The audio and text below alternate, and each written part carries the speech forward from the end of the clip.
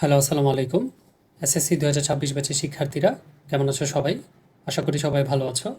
আগামী পরশু তোমাদের বাংলাদেশ ও বিশ্ব পরিচয় পরীক্ষা। বাংলাদেশ ও বিশ্ব পরিচয় বিজ্ঞান বিভাগের স্টুডেন্টের কাছে একটা ভৌতিক কারণের মতো মনে হয়। কারণ সারা বছর ফিজিক্স, কেমিস্ট্রি, ম্যাথ পড়তে পড়তে বিজিএস পড়ার আসলে কোনো ধরনের সময় থাকে না। কিন্তু এই সাবজেক্টে পাশ করা বা এ প্লাস পাওয়া দুইটার কোনোটাই আসলে অতটাও কঠিন না যতটা আসলে আমরা কল্পনা করি। আমি 2018 সালে এসএসসি পরীক্ষা দিয়েছি। আমাদের বেলায় যেহেতু 7টা সৃজনশীল প্রশ্ন আসতো, আমি প্রায় 67 মার্ক পেয়েছিলাম 70-এর মধ্যে, আর এমসিকিউতে প্রায় 26 মার্ক পেয়েছিলাম। তোমাদের যেহেতু মানবন্টন চেঞ্জ করেছে, এটা নিয়ে ভয় পাওয়ার আসলে কিছু নাই। তোমাদেরকে আরেকটু সহজ করেছে, 2টা সৃজনশীল থেকে তোমাদের সংক্ষিপ্ত প্রশ্ন উত্তর দিয়েছে। আজ আমরা গ ঘ প্রশ্নের সাজেশান এবং ক খ প্রশ্নের সাজেশান সব কিছুই দেখব। 6টা অধ্যায় রয়েছে। 6টা অধ্যায় থেকে তোমাদের মোট 8টা প্রশ্ন আসবে। তাহলে আমরা বুঝতেই পারতেছি 6টা অধ্যায় প্রত্যেকটা থেকে একটা করে দিবে, শুধুমাত্র যে কোনো 2টা অধ্যায় থেকে 2টা করে তোমাদের কোয়েশ্চেন আসবে। এই হচ্ছে তোমাদের একটা প্রাইমারি ধারণা। কিছু আকপিচ হতে পারে, যেমন কোনো কোনো অধ্যায় থেকে হয়তো 3টা কোয়েশ্চেন দিবে, কোনো কোনো অধ্যায় থেকে হয়তো একটা কোয়েশ্চেন নাও দিতে পারে। আচ্ছা, আমরা যদি দ্বিতীয় অধ্যায়ের দিকে তাকাই, এই অধ্যায়ে আমাদের কি কি গ ঘ সাজেশন রয়েছে আমরা যদি একটু দেখি। গ ঘের জন্য সর্বপ্রথম আমাদের যে জিনিসটা প্রয়োজন সেটা হচ্ছে এই যে আমাদের এই পার্টটা। এই পার্ট থেকে আমাদের সরি, বানানটা ভুল গিয়েছে। এই পার্ট থেকে আমাদের অপারেশন সার্চ লাইট, এই প্রশ্নটা তোমাদের গ নম্বরে আসবে।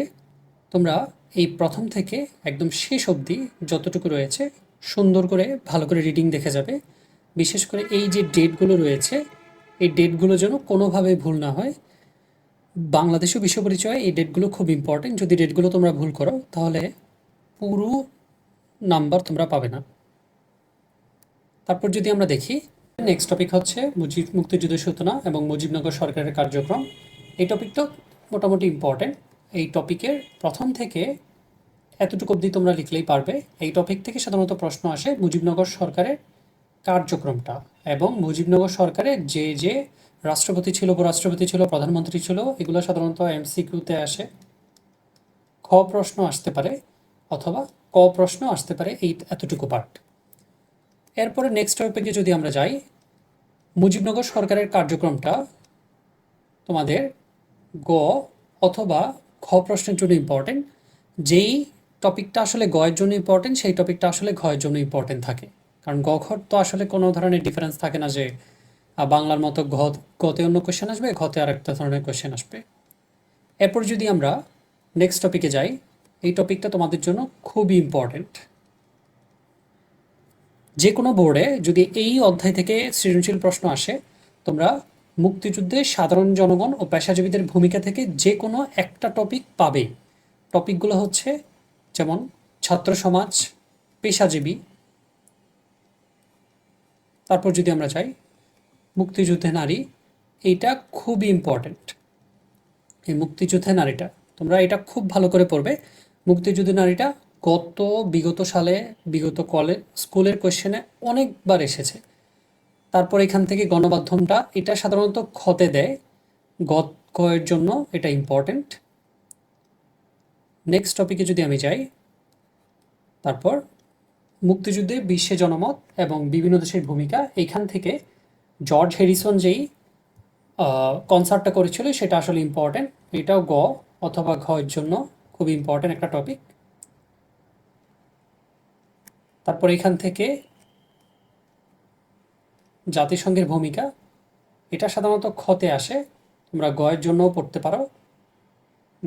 উপরে একটা জিনিস যদি আমরা একটু দেখি, আর সেটা হচ্ছে তোমরা এই সোভিয়েত ইউনিয়ন, এই জিনিসটার, এই সোভিয়েত ইউনিয়ন বাংলাদেশের মুক্তিযুদ্ধে কিভাবে অংশগ্রহণ করেছিল বা বাংলাদেশের মুক্তিযুদ্ধে কিভাবে সহায়তা করেছে সেই বিষয়ে বিস্তারিত তোমরা দেখে যাবে।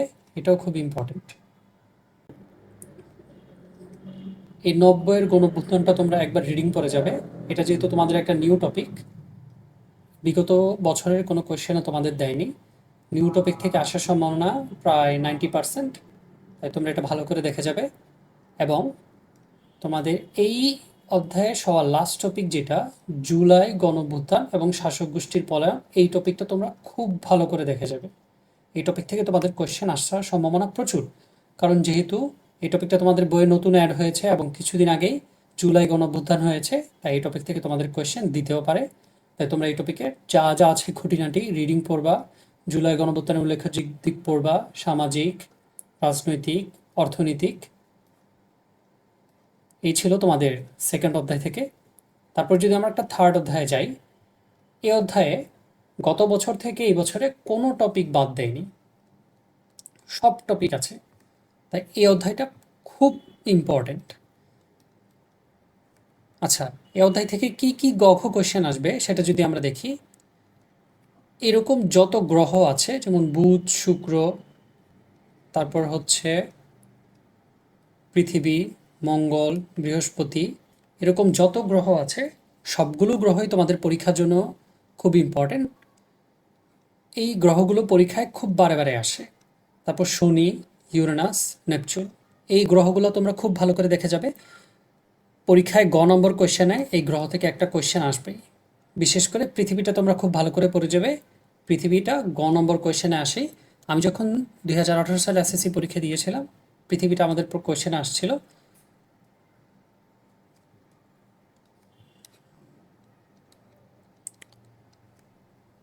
তারপর কেন্দ্রমণ্ডল, গুরুমণ্ডল, অশ্বমণ্ডল এতটা ইম্পর্টেন্ট না, জাস্ট তোমরা একবার ভালো করে রিডিং পড়ে যাবে, যাতে কোয়েশ্চেন আসলে তোমরা আনসার করতে পারো, কোনোভাবে যেন পৃষ্ঠা খালি রেখে না আসা। এই মনোভাব নিয়ে তোমরা পরীক্ষার হলে যাবে। তারপর এটা ক্ষয়ের জন্য সাধারণত ইম্পর্টেন্ট, অক্ষরেখা, নিরক্ষরেখা, দ্রাঘিমা রেখা, মূল মধ্যরেখা। এটা সাধারণত খ প্রশ্নেই বেশিরভাগ আসে, গ প্রশ্নে তেমন একটা দেখা যায় না। এই স্থানীয় সময়ের পার্থক্যটা তোমরা খুব ভালো করে পড়বে। এই স্থানীয় সময় থেকে নিচে যতটুকু আছে, এবং এই যে প্রমাণ সময়, প্রমাণ সময় দুটা ম্যাথ, এই একটা, নিচে যদি আমি যাই তাহলে এই একটা, এই দুইটা ম্যাথ ক এবং ঘ, বেশিরভাগ গতেই আসে, ঘতে তেমন একটা দেয় না। এই দুইটা ম্যাথ খুব ইম্পর্ট্যান্ট, এই দুইটা ম্যাথ তোমরা ভালো করে দেখে যাবে। নেক্সট টপিক হচ্ছে প্রতিগত স্থান। এটা জাস্ট তোমরা রিডিং পড়বা, এটা রিডিং পড়লেই আসলে এনাফ, এর বাইরে এটার পড়ার আসলে কোনো ধরনের প্রয়োজন নাই।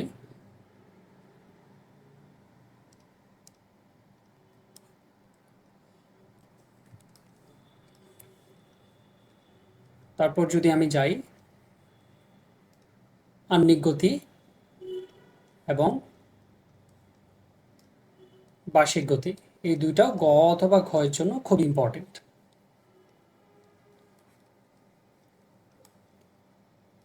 দিবারাত্রি হ্রাসবৃদ্ধির কারণটা তোমরা দেখে যাবে ভালো করে, কোন তারিখে পৃথিবীর দীর্ঘতম দিন থাকে, কোন তারিখে পৃথিবীর ক্ষুদ্রতম দিন থাকে, দীর্ঘতম রাত, ক্ষুদ্রতম রাত, এই জিনিসগুলো খুব ভালো করে দেখা যাবে। এটা একাধারে এমসিকিউ, ক প্রশ্ন, এই দুইটার জন্য খুব ইম্পর্টেন্ট। তোমাদের নেক্সট টপিক হচ্ছে ঋতু পরিবর্তন। ঋতু পরিবর্তন সাধারণত এত মেজর আসে না, তবু তোমরা জাস্ট রিডিং পড়বে, কারণ যদি পরীক্ষায় কোনোভাবে আননোন কোয়েশ্চেন করতে চায় টিচার, তাহলে এই টপিকগুলো সাধারণত উঠায় দেয়। যেমন ঋতু পরিবর্তন, একটু আগে যে দেখালাম, দীর্ঘতম দিন, ক্ষুদ্রতম দিন, দীর্ঘতম রাত, ক্ষুদ্রতম রাত, এই টপিকগুলো সাধারণত আননোন করার জন্য বা কোয়েশ্চেন আগের বছর থেকে ভিন্নতা করার জন্য টিচাররা সাধারণত পরীক্ষার হলে দিয়ে দেয়। তারপর জোয়ার ভাটা, এই জোয়ার ভাটা খুবই ইম্পর্টেন্ট। জোয়ার ভাটার ধারণা, কারণ, শ্রেণীবিভাগ। তারপর হচ্ছে মাধ্যাকর্ষণ শক্তির প্রভাব, কেন্দ্রাতিক, কেন্দ্রাভিমুখী শক্তি, এটা খ প্রশ্নয় আসে। তারপর জোয়ার ভাটার শ্রেণীবিভাগ, জোয়ার ভাটার ব্যবধান এবং পৃথিবীর উপর জোয়ার ভাটার প্রভাব। এই জোয়ার ভাটা থেকে তোমরাও একটা কোশ্চেন পাবে। এই হচ্ছে তোমাদের তৃতীয় অধ্যায় থেকে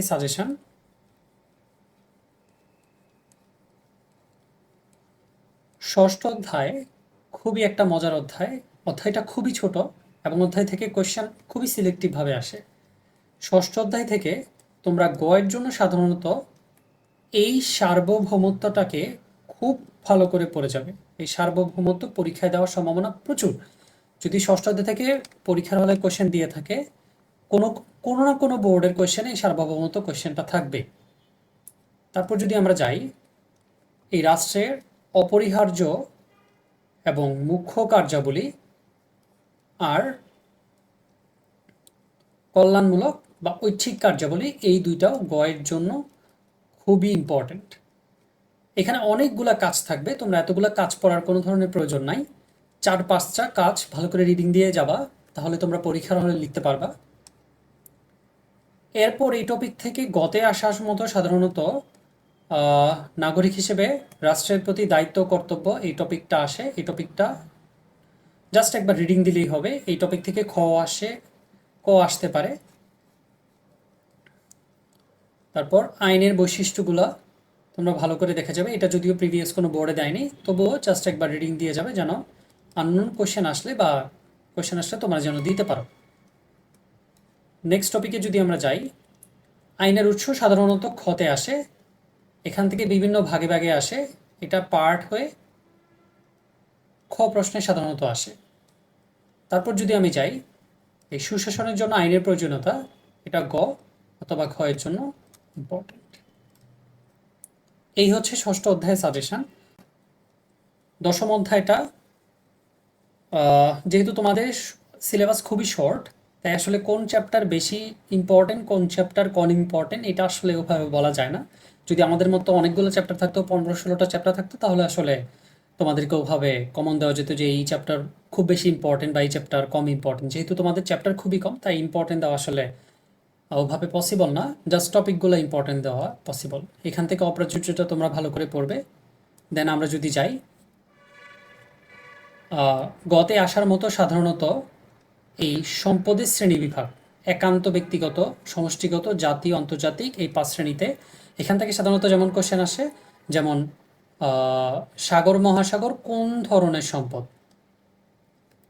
এই কোশ্চেনগুলো সাধারণত আসে।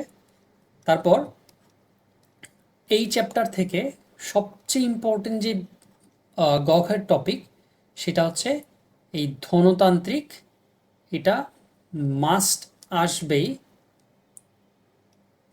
তারপর হচ্ছে এই সমাজতান্ত্রিক, এটাও মাস্ট।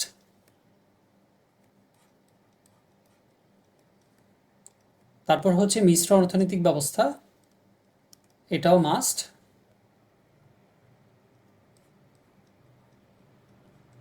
তারপর হচ্ছে ইসলামী অর্থনৈতিক ব্যবস্থা, এটাও মাস্ট। এই 4টি অর্থনৈতিক ব্যবস্থার যে কোনো একটি বা 2টি অর্থনৈতিক ব্যবস্থা তোমরা পরীক্ষার হলে পাবে যদি এই চ্যাপ্টার থেকে টিচার কোয়েশ্চেন করে। তাই এই চ্যাপ্টারটা খুবই ছোট, এই চ্যাপ্টার থেকে আসলে পড়ার মতো বেশি কিছু নাই। যা যা সিলেক্টিভ আছে সেখান থেকে আসলে কোয়েশ্চেন আসে, তাই এই চ্যাপ্টারটা আমি রিকমেন্ড করবো তোমাদের পরীক্ষার জন্য। এই চ্যাপ্টারটা তোমরা পরীক্ষায় পড়বে। আর বাংলাদেশের প্রচলিত অর্থনৈতিক ব্যবস্থা, এটাও তোমাদের ইম্পর্টেন্ট। এমন হতে পারে যে ওই ধনতান্ত্রিক, সমাজতান্ত্রিক, মিশ্র অর্থনৈতিক 4টা থেকে যে কোনো একটা দিয়ে লাস্টে ঘ নম্বরে বাংলাদেশের প্রচলিত অর্থনৈতিক ব্যবস্থা তোমাদের হচ্ছে কোয়েশ্চেনে দিয়ে দিবে। তারপর হচ্ছে জাতীয় আর বন্টন পরিস্থিতি, এটাও ঘতে আসবে। দশম অধ্যায়টা খুবই ছোট, এই অধ্যায়টা তোমরা পড়তে বেশিক্ষণ লাগবে না। আমি একাদশ অধ্যায়টা পড়ার জন্য মানে সিকিউর জন্য নিরুৎসাহিত করতেছি, কারণ একাদশ অধ্যায়টা খুবই বড়। এত বড় আসলে এত কম সময়ের মধ্যে পড়ার কোনো দরকার নেই। আমার নিয়মটা হচ্ছে আমি যতটুকু পড়বো ভালো করে পড়বো, অল্প পড়বো। দেখা গেল একাদশ অধ্যায় তুমি টাচ করতে গেলে কিন্তু বাকি চ্যাপ্টারগুলো তোমার ভালো করে শেষ হবে না, সেক্ষেত্রে কিন্তু লাভ নেই। তুমি বাকি চ্যাপ্টারগুলো ভালো করে শেষ করলে একাদশ অধ্যায় না পড়লেও কোনো ধরনের সমস্যা হবে না। কখ পড়বা, বাট গ খর জন্য পড়ার কোনো প্রয়োজন নাই। আমাদের লাস্ট যেই চ্যাপ্টারটা, সেটা হচ্ছে আমাদের ত্রয়োদশ অধ্যায়, বাংলাদেশের পরিবার কাঠামো সামাজিকীকরণ। এই চ্যাপ্টারটা খুবই মজার। এই চ্যাপ্টারটা তোমরা জাস্ট রিডিং দিলেই তোমরা পরীক্ষার হলে আনসার করার মতো ক্যাপাবল হবা। জাস্ট রিডিং দিবা ভালো করে বাসায়, তাহলেই হবে। এখান থেকে মুখস্থ করার মতো কোনো কিছু নাই। বেশি কঠিনও কোনো কিছু নাই, জাস্ট কিওয়ার্ডগুলো মনে রাখতে হবে, যেমন স্বামী স্ত্রী সংখ্যা ভিত্তিতে পরিবার, কর্তৃত্বের ভিত্তিতে পরিবার, তারপর আকারের ভিত্তিতে পরিবার,